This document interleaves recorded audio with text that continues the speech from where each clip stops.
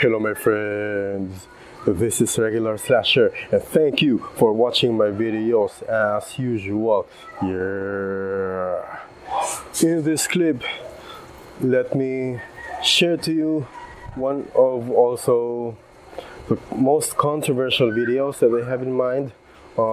It's like the gray area between winning and achieving something. Alright, yeah. What do I mean by this? When you say winning in a competition, in a match, or whatever, it's like you got lucky in that date, in that timestamp. But winning in life, not just today, but 10 years later, 20 years later, and 30 years later. But the problem with these so-called winners is that notwithstanding that they just won through this given timestamp, they tend to crow about it too. It's like, I won this 10 years ago, I won this 20 years ago, on and on and on. Worst is that they even put that in front of a surname, just like a PhD, whatever, like blah blah blah blah, it's a gold medalist of 2009, whatever. Why do I find this pathetic? Because this certain individual who does that is like holding on to the past.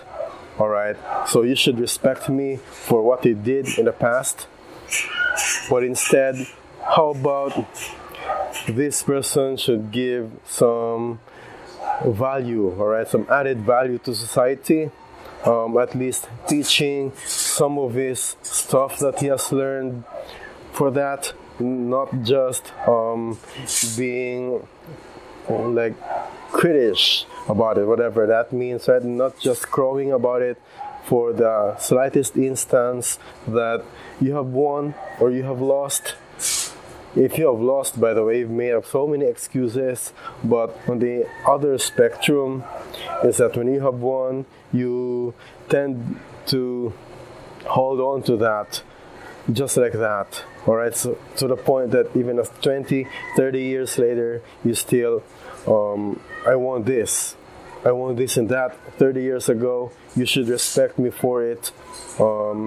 To me, it's just like holding on to whatever has happened in the past, and that's not healthy at all.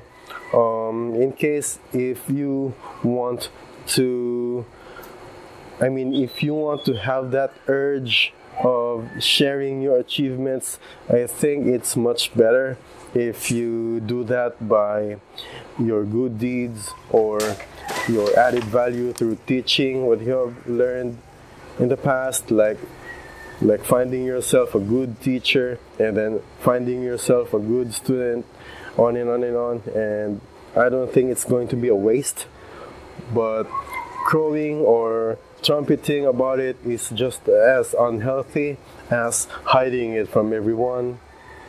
So with that being said, let me proceed to how are you going to deal with that, because since this is a gray area between winning and losing, or announcing your awards versus not telling everybody about it, they are both unhealthy. So let's take the middle ground.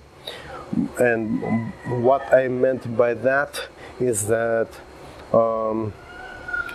you cannot shut up, or you cannot hide, or you can't just bottle up whatever has happened or whatever good has happened to you, but at the same time you don't want to spill the beans right away, even if such information is unsolicited. Alright, yeah. Next topic is that one Iaido teacher that you should avoid is a mansplainer. Yeah. This is nothing related to the race or being a racist, whatever, but what I have observed about the mansplainer is that he is non-Japanese. Alright, because basically whatever I've learned in Japan, they do not mansplain. Alright, if there's something you have done that they didn't like at all, they just tell you in private. all right, and they explain to you why this is not good, and as opposed to telling you publicly that you should not do this again, singling you out from the entire class. It makes you feel demotivated, and as a result, you will not want to come to class ever again. Alright, so that mansplainer, by the way, he just likes to run his mouth all throughout the class without ever giving any added value to the class. He just wants to make it clear that I'm the boss to a student of 10 or 20 or 30. He just wants to make it clear that I am the boss and nothing else matters. As opposed to a good teacher who explains why this is not good, why this is bad, on and on and on. And if you do this, this will happen clearly, explicitly, and in no uncertain terms, right? So the mansplainer wants to expose or wants to display his ego. Alright? For example, when a novice or somebody wants to learn Kendo or Iaido or whatever martial art for that matter, and then he finds it uncomfortable because instead of like he's explaining something, right, technique, like he says Kihon, Kihon, Kihon, without explaining what Kihon means, right? So it basically means that this type of sensei has no intentions of teaching you really.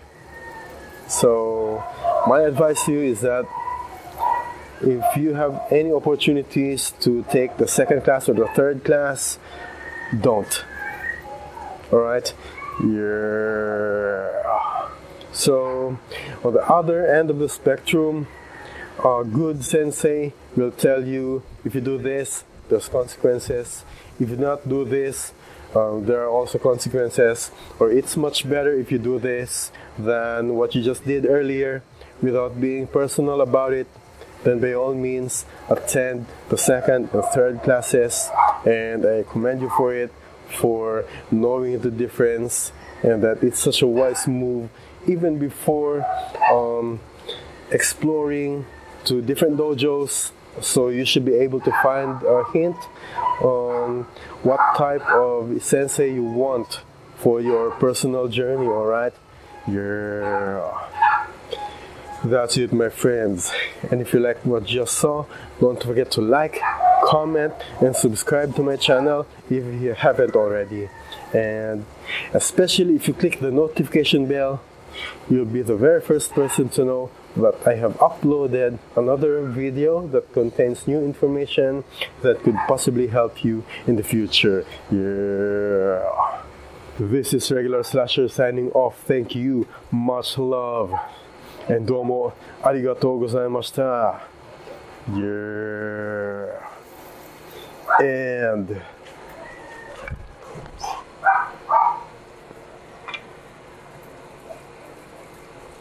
cut.